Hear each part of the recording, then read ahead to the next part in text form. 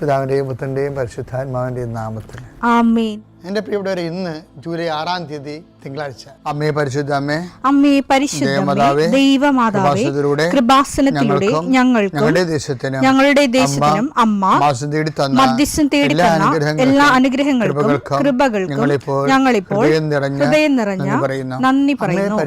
അമ്മേ പരിശുദ്ധമേ, ദൈവമാതാവേ, 2004 ഡിസംബർ 7-ാം തീയതി ഉച്ചകഴിഞ്ഞ് 2:30 കൃപാസനത്തിൽ സംഭവിച്ച അമ്മയുടെ പ്രത്യക്ഷപ്പെടലിനെ കുറിച്ച് തിരുസഭയ്ക്ക് സമർപ്പിച്ചിരിക്കുന്ന പഠനരേഖകളുടെ മേൽ സഭാത്മകമായ പഠനം ആരംഭിക്കുവാൻ ഞങ്ങൾ പ്രാർത്ഥിക്കുന്നു. അമ്മേ പരിശുദ്ധമേ, ഭൂസ്വർലോകങ്ങളുടെ രാജ്ഞിയായ അങ്ങേയ്ക്ക് ഭൗമസംരക്ഷണത്തിനായി പ്രപഞ്ചപ്രകൃതിയെ തന്നെ തിരുസഭ പ്രതിഷ്ഠിക്കുവാൻ ഈ പ്രത്യക്ഷീകരണം വഴി ഇടയാക്കണമേ. പരിശുദ്ധമേ, ജപമാല മാതാവേ, സകല കൃപാസനം പ്രാർത്ഥനയോടും ചേർത്ത് ഞങ്ങളിപ്പോൾ പ്രാർത്ഥിക്കുന്ന ഈ കുടുംബത്തിന്റെ പ്രത്യേക നിയോഗം പറ മക്കളെ.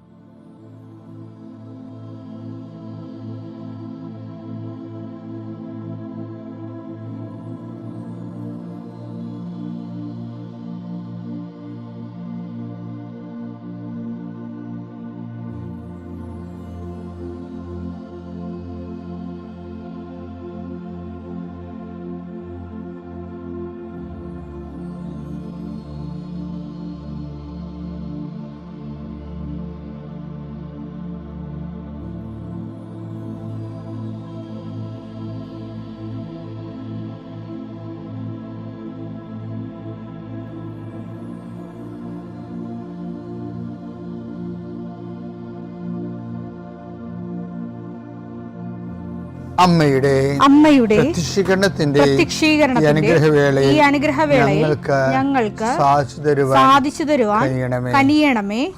ആമേൻ. വിശ്വാസ പ്രമാണം.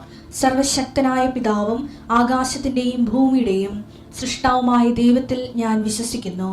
അവിടുത്തെ ഏകപുത്രനും ഞങ്ങളുടെ കർത്താവുമായ ഈശോമിശിഹായിലും ഞാൻ വിശ്വസിക്കുന്നു.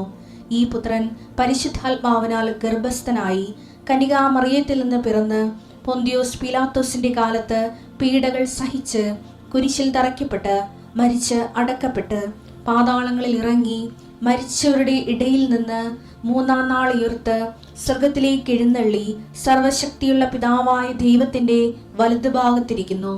അവിടെ നിന്ന് ജീവിക്കുന്നവരെയും മരിച്ചവരെയും വിധിക്കുവാൻ വരുമെന്നും ഞാൻ വിശ്വസിക്കുന്നു. പരിശുദ്ധാത്മാവിലും ഞാൻ വിശ്വസിക്കുന്നു. വിശുദ്ധ കത്തോലിക്കാ സഭയിലും പുണ്യവാന്മാരുടെ ഐക്യത്തിലും പാപങ്ങളുടെ മോചനത്തിലും ശരീരത്തിന്റെ ഉയർപ്പിലും നിത്യമായ ജീവിതത്തിലും ഞാൻ വിശ്വസിക്കുന്നു. ആമേൻ. സുഖസ്ഥനായ ഞങ്ങളുടെ പിതാവേ, അങ്ങയുടെ നാമം പൂജിതമാകണമേ. അങ്ങയുടെ രാജ്യം വരണമേ. അങ്ങയുടെ തിരുമനസ് സ്വർഗത്തിലെ പോലെ ഭൂമിയിലും ആകണമേ. അന്നു വേണ്ടുന്ന ആഹാരം ഇന്ന് ഞങ്ങൾക്ക് തരണമേ. ഞങ്ങളോട് തെറ്റ് ചെയ്യുന്നവരോട് ഞങ്ങൾ ക്ഷമിക്കുന്നത് പോലെ ഞങ്ങളുടെ തെറ്റുകൾ ഞങ്ങളോടും ക്ഷമിക്കണമേ. ഞങ്ങളെ പ്രലോഭനത്തിൽ ഉൾപ്പെടുത്തരുതേ, തിന്മയിൽ ഞങ്ങൾ രക്ഷിക്കണമേ. ആമേൻ. നന്മ നിറഞ്ഞ മറിയമേ, സ്വസ്തി. കർത്താവ് അങ്ങയുടെ കൂടെ സ്ത്രീകളിൽ അങ്ങ് അനുഗ്രഹിക്കപ്പെട്ടവളാകുന്നു. അങ്ങയുടെ ഉദരത്തിൻ ഫലമായി ഈശോ അനുഗ്രഹിക്കപ്പെട്ടവനാകുന്നു. പരിശുദ്ധ മറിയമേ, തമ്പുരാന്റെ അമ്മേ, പാപികളായ ഞങ്ങൾക്ക് വേണ്ടി ഇപ്പോഴും ഞങ്ങളുടെ മരണസമയത്തും തമ്പുരാനോട് അപേക്ഷിക്കണമേ. ആമേൻ. കർത്താവേ, നിന്റെ ഉന്നതമായ നാമത്തിന് സ്തോത്രം ചെയ്യും. കർത്താവേ, നിന്റെ വിശുദ്ധ പൗരോഹിത്യത്തെ മഹത്വപ്പെടുത്തണമേ. കർത്താവെ, സഭയിലുള്ള സാന്നിധ്യം പ്രകടമാക്കണമേ. 40 വർഷം ഞാൻ അർപ്പിച്ച കൃപാന്റെ യുഗതിയാൽ കൃപാസ്ഥാനത്താറെ ജീവനോടെ പ്രത്യക്ഷപ്പെട്ട മാതാവിന്റെ മാധ്യസ്ഥ ഇന്ന് അങ്ങയുടെ മക്കളെ പ്രാർത്ഥന കൂടുന്ന എല്ലാ മക്കൾക്ക് വേണ്ടി പ്രാർത്ഥിക്കുകയാണ്. നിന്റെ കൂടെ അമ്മ ഉണ്ടാവുമെന്ന് ഓർക്കണം ദൈവപൈതലേ. കർത്താവ്, കിടപ്പായിപ്പോയവർ, ഇങ്ങനെ ഒരു ആരോഗ്യമുണ്ട് പക്ഷെ കിടന്നു പോയവർ, ചിലപ്പോൾ അപകടം ഉണ്ടായി കിടന്നു പോയവർ, കർത്താവെ പ്രഷർ വന്ന് കിടന്നു പോയവർ, കർത്താവിൻ്റെ തിരുമുറുവാർന്ന വലതുകരം ആണിപ്പെടുതാടുന്ന അത്ഭുതകരം ആ കിടന്നുപോയ മക്കളുടെ മേൽ ശരീരത്തിൽ തലക്കപ്പെടട്ടെ. യേശുക്രിസ്തു ഉന്നതമായ നാമത്തിൽ നീ സൗഖ്യം പ്രാപിക്കട്ടെ എന്ന് കൽപ്പിക്കുന്നു. കർത്താവെ, പടലപ്പിണക്കങ്ങളും തൊഴുത്തിൽ കുത്തുമൂലം കുടുംബത്തിൽ കലഹവും കോലാഹലങ്ങളും സമാധാനം നഷ്ടപ്പെട്ട കുടുംബങ്ങൾ, നീ ഏത് ഭവനത്തിൽ പ്രവേശിക്കുമ്പോഴും ആ ഭവന സമാധാനം ആശംസിക്കണം. സമാധാന ദൂതൻ അവിടെ ഉണ്ടെങ്കിൽ നിൻ്റെ സമാധാനോടെ ഭരിക്കും. കർത്താവെ, അടിയൻ്റെ പ്രാർത്ഥന കൊണ്ടും അമ്മയുടെ പ്രത്യക്ഷീകരണം കൊണ്ടും കർത്താവെ ആ കുടുംബങ്ങൾക്ക് സമാധാനം ഉണ്ടാകണമെന്ന് പ്രാർത്ഥിക്കുന്നു. പഠിക്കാൻ പോകുന്ന കുഞ്ഞുങ്ങൾ, പഠിക്കുന്നതിന് വേണ്ടി ഒരുങ്ങുന്ന കുഞ്ഞുങ്ങൾ, കർത്താവെ എന്തെല്ലാം കാര്യങ്ങൾക്ക് വേണ്ടി മക്കൾ വേദനിച്ചുകൊണ്ട് ആശങ്കപ്പെട്ടുകൊണ്ട് കണ്ണുനീരോടെ വിഷമിക്കുന്നുണ്ടോ ആ മേഖലയിലെല്ലാം പരിശുദ്ധാത്മ പ്രവർത്തിച്ചുകൊണ്ട് നിൻ്റെ വിഷയത്തിൽ ദൈവം തീരുമാനമെടുക്കാൻ പോകുന്നു. കർത്താവിൻ്റെ മുമ്പിൽ നീ ജാഗ്രതയോടെ പെരുമാറുക. കർത്താവെ, അകലം വിട്ടുപോകുന്നവർ, രാജ്യം വിട്ടുപോകുന്നവർ, വീട് വിട്ടുപോകുന്നവർ, ഞങ്ങൾ കണ്ണുമ്പിൽ മറയുന്നവർ കർത്താവിൻ്റെ കൃപയാൽ നിറക്കപ്പെടട്ടെ എന്ന് പ്രാർത്ഥിക്കുന്നു. എൻ്റെ കർത്താവെ, ജോലിയില്ലാത്തതിൻ്റെ പേരിൽ വിസ പുതുക്കാത്തതിൻ്റെ പേരിലും യാത്രയ്ക്ക് നാട്ടിലേക്ക് വരാൻ പറ്റാത്തതിൻ്റെ പേരിലും തിരിച്ചു പോകാൻ പറ്റാത്തതിൻ്റെ പേരിലൊക്കെ കുടുങ്ങിക്കിടക്കുന്നവർ, എൻ്റെ കർത്താവിൻ്റെതുമായ എന്തെങ്കിലും ബന്ധനങ്ങളെ ഞാൻ അർപ്പിച്ച 40 വർഷത്തെ ബലിയുടെ ശക്തിയാൽ ബന്ധിക്കുന്നു, അഴിച്ചു മാറ്റുന്നു. കർത്താവിൻ്റെ കരുണ നിന്നെ ആവശ്യിക്കുകയും നീ വിടുതൽ പ്രാപിക്കുകയും ചെയ്യട്ടെ. I command you in the name of Jesus Christ, you be healed and delivered.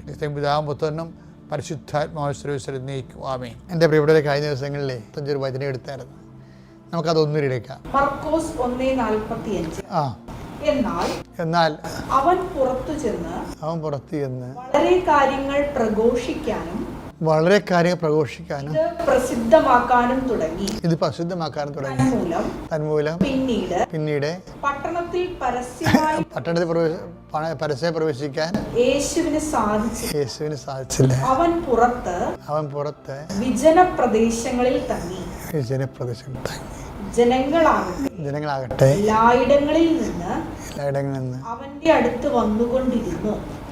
ഇതിനകത്ത് എനിക്കിഷ്ടപ്പെട്ട വചനം അറിയാം, തങ്ങി എന്നുള്ള വാക്കാണ്. ഇപ്പം നമ്മൾ കഴിഞ്ഞ ദിവസങ്ങളിൽ പറഞ്ഞത് എന്താണ്? ഒരു വഴി അടഞ്ഞെന്ന് കണ്ടാൽ, അല്ല അവിടെ കലുഷിതമാണെന്ന് കണ്ടാൽ കർത്താവ് വേറെ വഴിയെ പോകും. അതുപോലെ തന്നെയാണ് ഇപ്പം ആ കുഷ്ഠരോഗി സുഖപ്പെട്ടപ്പോൾ അവനോട് പറഞ്ഞായിരുന്നു കർത്താവ്, ആരോടും ചെന്നൊന്നും പറഞ്ഞേക്കരുത് എന്ന് പറഞ്ഞായിരുന്നു. പക്ഷേ ആ അണ്ണൻ പോയി എല്ലാവരോടും പറഞ്ഞ്. അത് കാരണം യേശുവിനെ പരസ്യം നടക്കാൻ പറ്റുന്നതിനല്ല, യേശുവിനെ ശത്രുക്കൾ യേശുവിനെ അന്വേഷിക്കാൻ തുടങ്ങി. അപ്പോൾ ശത്രുപാളയത്തിൻ്റെ മണം വന്നപ്പോൾ യേശു എന്ത് ചെയ്ത്? പിന്നെ പ്രൊസീഡ് ചെയ്തില്ല. പിന്നെ എന്ത് ചെയ്ത്? അവൻ വിജനപ്രദേശത്ത് തങ്ങി എന്നാണ് പറയണത്.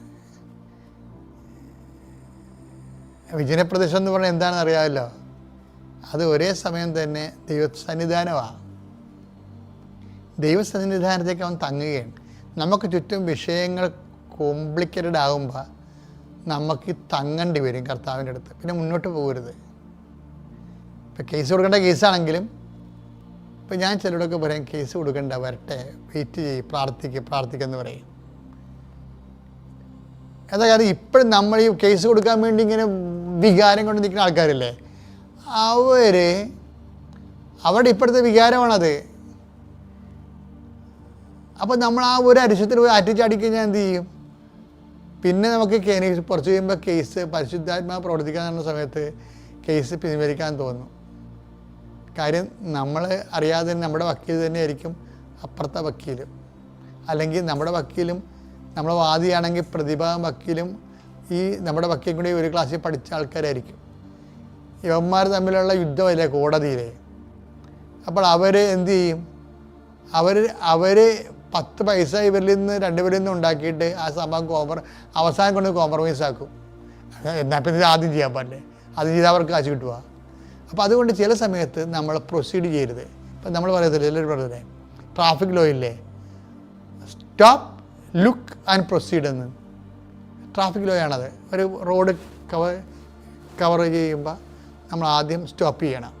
വന്നവരെ അങ്ങോട്ട് കയറി പോകരുത്. ചിലപ്പോൾ ഇടികൊണ്ട് ചിലപ്പോൾ ചമ്മന്തി പരുവത്തിലാവും.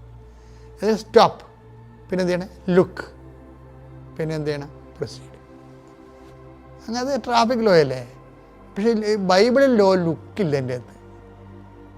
സ്റ്റോപ്പ് എന്ന് പറഞ്ഞതിന് ശേഷം പിന്നീട് പറയും ഹാൾട്ട് എന്ന് പറയും. അതാണ് തങ്ങുക എന്ന് പറയുന്നത്. Stop, halt and proceed. Halt എന്നാണ് പറയണത്, അല്ലാതെ ലുക്ക് എന്നല്ല പറയണത്. ലുക്ക് എന്ന് പറയുമ്പോൾ അങ്ങോട്ട് നോക്കി നോക്കി വണ്ടി അങ്ങനെ ചാടി പോകും, അതല്ല ഹാൾട്ട്. കാരണം നീ അങ്ങോട്ട് ചെന്നിട്ടും വലിയ കാര്യമൊന്നുമില്ല. അപ്പം നീയല്ലേ പോണത്. റോഡ് ക്രോസ് ചെയ്യണമല്ല ലക്ഷ്യം. റോഡ് ക്രോസ് ചെയ്തിട്ട് നീ എന്ത് ചെയ്യും എന്നുള്ളതാണല്ലോ ലക്ഷ്യം. റോഡ് ക്രോസ് ചെയ്യണ ഒരു മാർഗം മാത്രമല്ലേ. ക്രോസ് ചെയ്യുക. എന്തിനാണ് അപ്പുറത്ത് ചെല്ലണത്? അതല്ലേ ലക്ഷ്യം. അപ്പോൾ അതുകൊണ്ട് ബൈബിൾ പറയും സ്റ്റോപ്പ്, ലുക്ക് ആൻഡ് പ്രൊസീഡ് അല്ല, സ്റ്റോപ്പ്, ഹോൾട്ട് ആൻഡ് പ്രൊസീഡ്. ചില സമയത്ത് ഹോൾട്ട് ചെയ്യണം. കേസൊന്നും കൊടുക്കേണ്ട, അവിടെ നിൽക്കാൻ പറയണം. നിൽക്കട്ടെ, എന്നിട്ട് പ്രെയർ ചെയ്യണം, എംപവർ ചെയ്യണം. നമ്മളെ തന്നെ എംപവർ ചെയ്യണം. പിന്നെ നമ്മൾക്ക് വേണ്ടി വാദിക്കാൻ കർത്താവ് ഫീൽഡിൽ വരും. വരണവരെ നമ്മൾ വെയിറ്റ് ചെയ്യണം. കാരണം ദൈവം പണ്ടുപോലെ വാദിക്കുന്ന ആളാണ്. തൻ്റെ മക്കൾക്ക് വേണ്ടി വാദിക്കുന്ന ആളാണ്. അപ്പം നമ്മളെന്ത് ചെയ്യണത്? തൻ്റെ മക്കളായിരിക്കാൻ വേണ്ടിയുള്ള യോഗ്യത നേടാൻ വേണ്ടിയാണ് നമ്മളെ തന്നെ ഒരുക്കണം സുവിശേഷ വിഹിതമായിട്ട്. പിതാവിൻ്റെയും പുത്രൻ്റെയും പരിശുദ്ധാത്മാവിൻ്റെ നാമത്തിൽ.